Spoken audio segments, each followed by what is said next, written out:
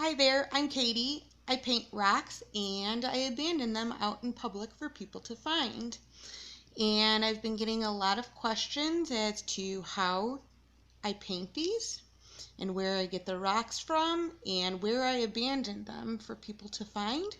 So I figured I would start YouTubing the information so that people can have it. And I'll do a little bit at a time so they don't run short and you can pick and choose. And you can also I will also show different videos as to where the different ones that I find, treasure hunt like. Typically I put them in spots that are very noticeable, like on a park bench or just outside on a windowsill of a building where people would see them. However, with these ones that are a little bit more detailed and take a little bit longer, I figured, well, I'll hide them a little bit more, and therefore people who watch the videos are able to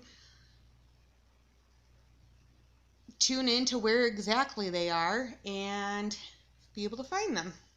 Anyhow, so this is how I do it. So I get my rocks from Menards or Lowe's, just the river rocks. I started painting this one with the black. And I'm using the paint from Walmart. These paints are 50 cents each, the matte ones are. They also have this matte acrylic apple barrel. They also have ones that are gloss and satin finish. But for this particular one, I like the way it looks with matte. I'm also using this paintbrush. It's an old one, so you can't see the name of it. It's called Contemporary Crafts, the 245R flat. And as you can see, I already started putting the paint in of those three colors. And I mixed a little bit of the black and gray into this spot. So I'm going to take this one. It's got a bit of stronger bristles, and I like that because it makes the edge here a lot crisper of a look.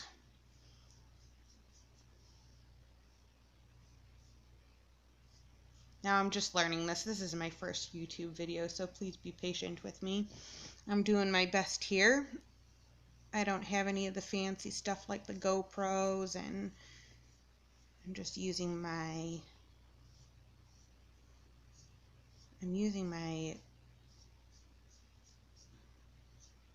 tablet. So now I've painted the whole thing black. I'm going to just set it aside. Yeah, I get my fingers really messy on this. And I'm not going to wash this just yet because I might need it. Oh, actually, so the next step I'm going to take is doing this white background. So I take the same brush. I'm just going to take some of the black paint off. I'm not going to dip it in the water and rinse it. It's just not that necessary. I'm going to put some white on there. And I'm going to tap some of it off. And with the same brush, because this is a thick brush bristle, you can almost use it probably for some stenciling. It's that coarse of bristles. And also, mind you, I'm not an artist. Well, I'm an artist, but I'm not trained artist, so I don't know necessarily the technical terms all the time, so you'll have to bear with me. So I just start. I know that there's a bit of a glare there, but hopefully you'll get up the point, and as that black dries, the glare should go down. The black's not dry yet. It's not too necessary. Anyways, now at this point I'm going to rinse out my brush. When you rinse it, make sure it goes dry. Otherwise, make sure you wipe it dry, because otherwise it seems to bleed the paint a little bit more. I'm going to take a little bit more of that white and again knock some off of it and just dab around. So you start getting the gist. And the cats are going to go about a third of the way up. And because the cats are black, I like to put it a little bit whiter down there so the black pops further. And I'm also going to create a moon at one point, so I'm just going to dab a little bit of the white up there for the moon, kind of the moonlight. You can add that or not add it. I haven't decided if I like it or not. This one is very faint, and I really do kind of like that faint look. Almost like you got to look for it. It's up to you. All right, now I'm going to switch my brushes to this very, very, very thin shape. This one on the bottom. And you can see for comparison purposes, it is very thin. This is called, let's see, Spotter 442F8 Plaid. And it says 10/0. Again, I don't know the technical terms. I don't know if you can read that or not. Oh, it's upside down. Plus it's got paint there. Maybe you can see it. Anyways, I am going to take the brush and I am going to put a just dot of paint on there. With these acrylics, a little bit can go a long way, especially when you're working with these small little rocks. So I'm going to start with the cat again, about, I don't know, 2/3 down with his head. I'm going to draw a circle, reload it with another dot, and then another circle for the second cat. I'm going to reload it. I did find that reloading it more often gives you more control. Otherwise, it seems to go blotchy. And so I am going to rotate this so that I can show you the next step. Now it's almost like like a raindrop that we're going to do next. Drop, and then a second raindrop coming down to the same level. Reload. And I am filling it in here.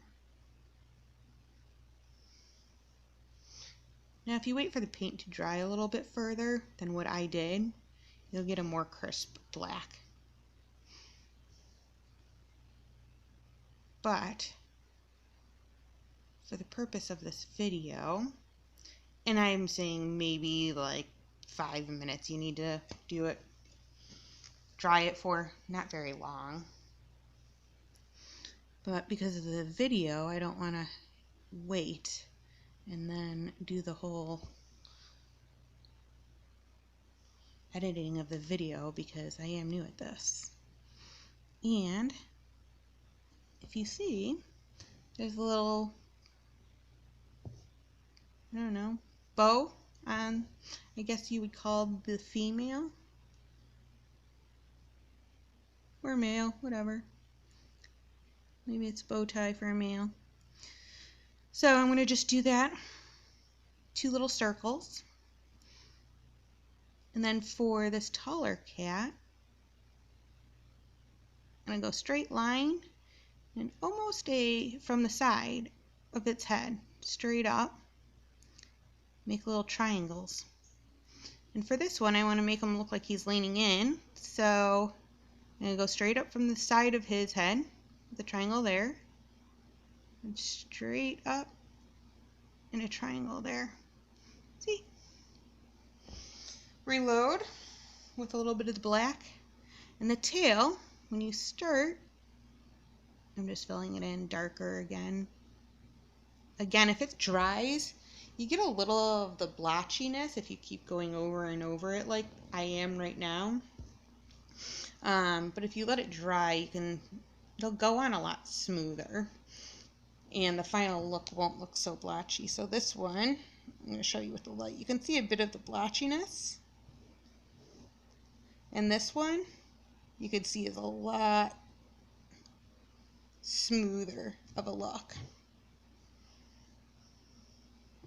I actually am going to try selling them at a booth as well. So the ones that are took a little bit more time and effort and waiting for it to dry and such, I'm going to try selling at a booth. I have sold quite a bit of them. I'm shocked. I just started doing this, and I love them. I put a lot of heart into these. I've done this one obviously before, and I wanted to practice a couple times before I showed you. So these were actually practice videos I deleted because I wanted to get a little bit more nicer for you guys. So I'm going to reload that black. I'm going to double check that there's enough on there. I'm trying to show you that there's very little in there, and I can still see the tip. So I'm going to take the tail, and then I'm going to drag it towards the other one, and just kind of wrap it around. I'm going to take the other one, and wrap that one around too. I guess that one didn't wrap as well as my other ones. It's harder to do while I'm doing a video, because it's not necessarily facing me. I'll figure this out and make it more quality for you. But for now, it's all a learning process, right? Okay, now this is kind of like a hill that they're sitting on. You just take that and draw a line right underneath their butts. And then I'm going to do the buildings. I get this idea off of Pinterest. I tried to go all the way back to see who the original artist was to give credit. But I think this is a pretty generic painting that a lot of people try, because I could not find the artist, but there were several people who tried this and had it posted. So I'm just putting squares. And for each one of them I did it a little bit different. I suppose whatever you have room for.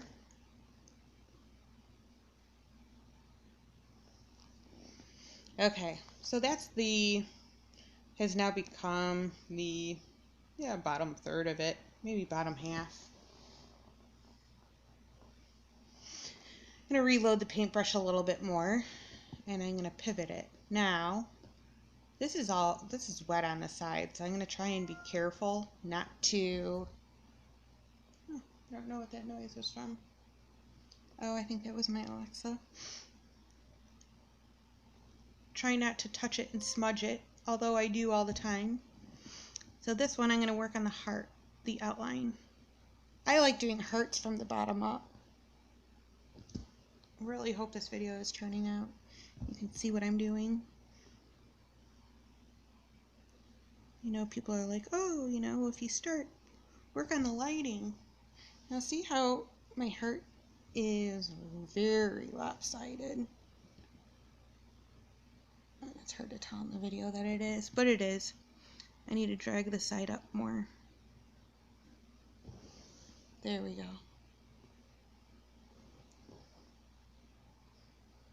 It's really hard to show these with the light glaring on it. Anyhow, so that's where you start. You do the heart. I do like to start at the bottom of the heart and go up. I find that I have better control for some reason. So if you find doing a heart the opposite way, or maybe because I can see the bottom, I don't know. For some reason it's significantly easier for me.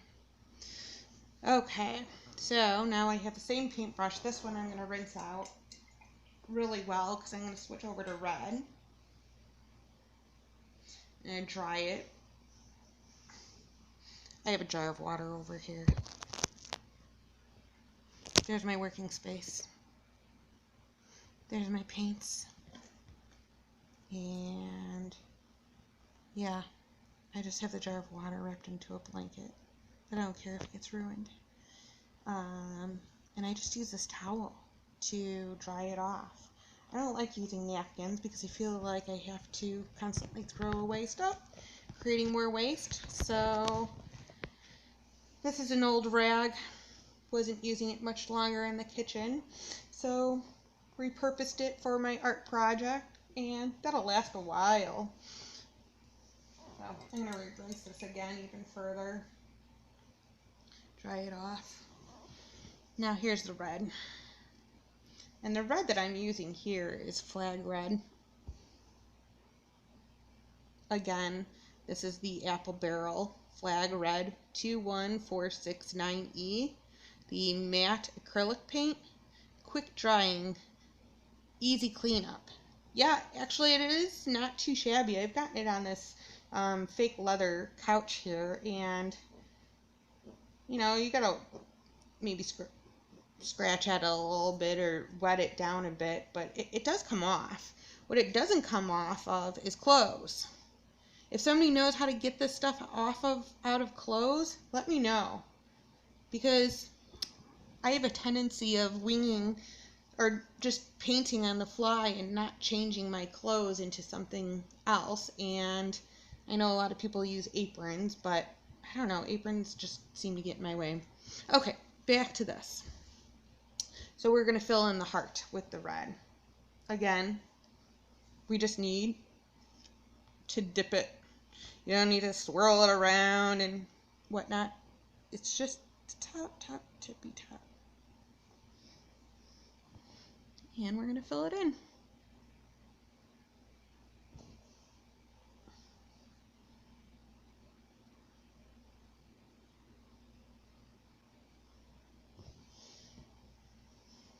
Now these cheap paints do get a little bit streaky.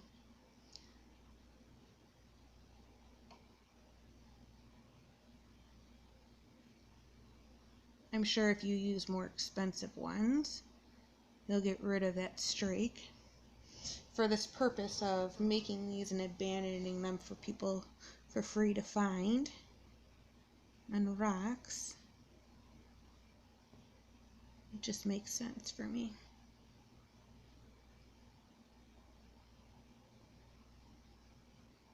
Maybe one day I'll get a little bit crazy and get the, not crazy, get the really nice expensive acrylics.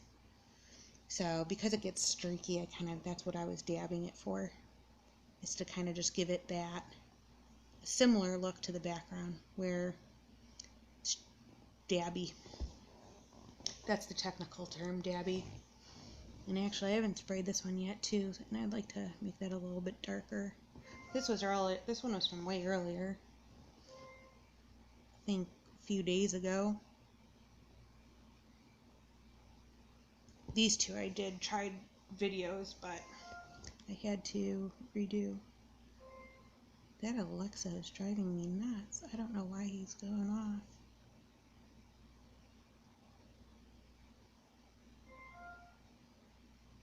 Alexa, stop.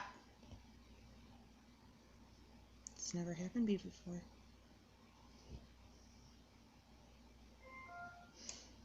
Okay, back to the one I was working on.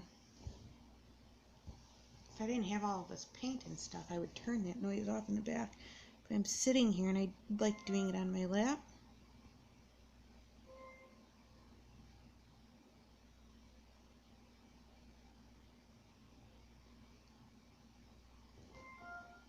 Oh, I bet I know what's going on. Hold on.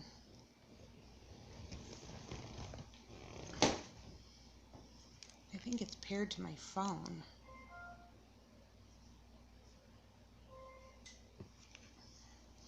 So I turn off the Bluetooth on my phone. Hopefully that helps. Okay, so we're almost done. all we have left is those buildings. We're done with the red. We're done with the white. I'm gonna rinse this.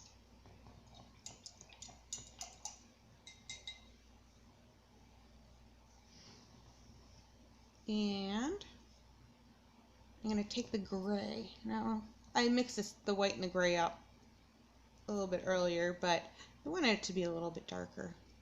So I'm gonna take a little bit more black.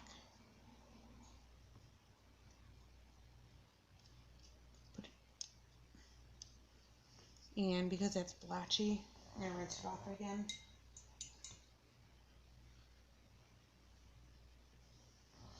So I'm going to take this gray and I'm going to fill in the buildings.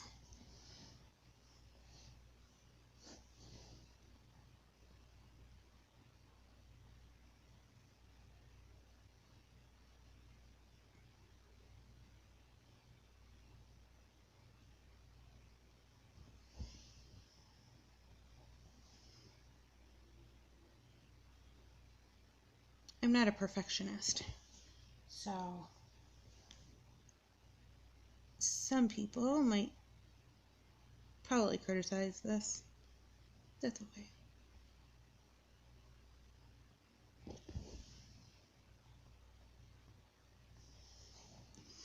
And, oh, I kind of like that. It's a little bit lighter than, the buildings are a little bit lighter than that ones that I did earlier. And accidentally I did a light one and a darker gray one. So I'm actually going to make this a little bit darker again.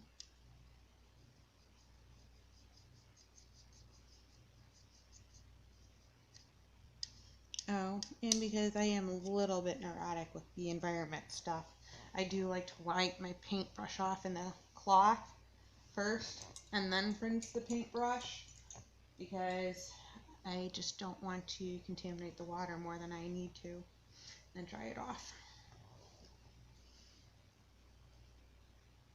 Alright, so I'm going to take that gray, a little bit darker. I do like the way the different grays look on the buildings. Makes it a little more dynamic. I didn't do that on the other ones.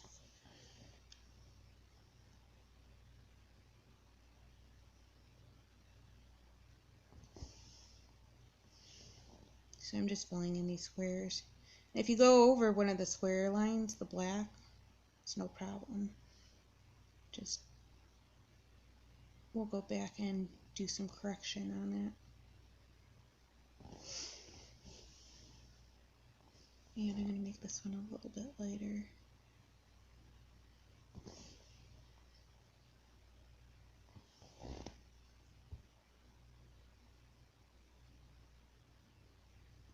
When I made it a little bit lighter, I took some of the paint off so that it wasn't as blotchy or streaky. Well, I hope I was on the screen that whole time. I know I'm off to the side. It's hard to keep it centered. Again, I'm learning. Try to get everything in there. Okay, rinse. And I'm going to go back to the black. And a tiny little dot. And I'm just going to make little lines for the windows.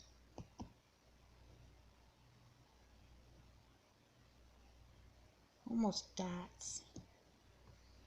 And I'm barely kind of using the side of the brush and making dots from the side so that they're more square.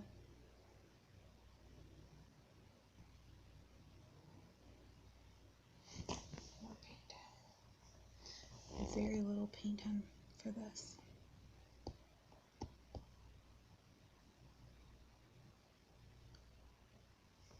And while I have it with the black, just going to go over the building lines again and the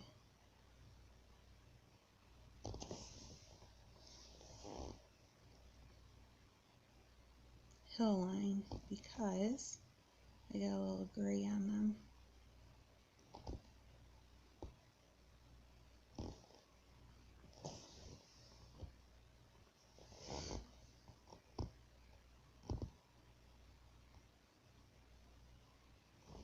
Ta-da! And there it is. Because I put the white up there, I am going to put a little bit of yellow for the moon. Now, before I just kind of did a yellow splotch. I like the way this one turned out. It's just kind of a little bit of yellow. But I think I'm going to make a moon. I think I'm going to draw a crescent moon. So I'm rinsing this out. And I'm going to try this real yellow.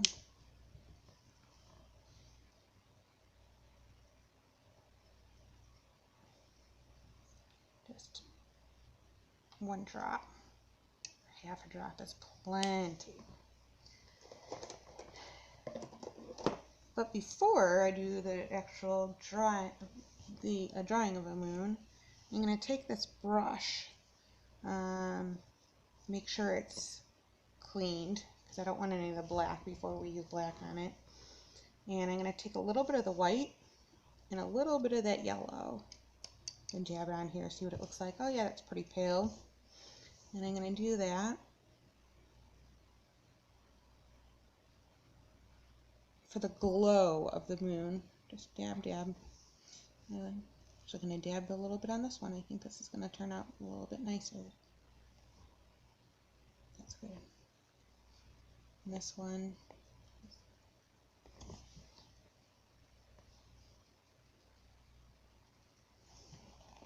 Yeah, it's good.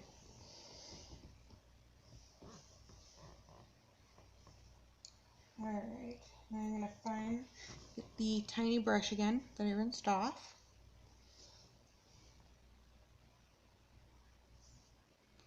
Just a dot, small dot of paint on there. And I'm going to go all the way up on top. And I'm going to do the shape of a crescent. That's cute. Sure, why not? Maybe a star or two. That star would be white. Alright, so I'm going to fix that. I wonder if this will... No, I'm not going to do that anymore. I don't like it. But I'm going to put the white over the yellow. Like stars, that's kind of I'm winging it, exploring it while I'm on video with you. So I just put a couple white dots, and I'm just going to dab them to soften them.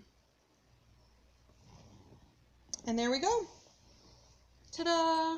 As easy as that. Let's see, you can see the moon.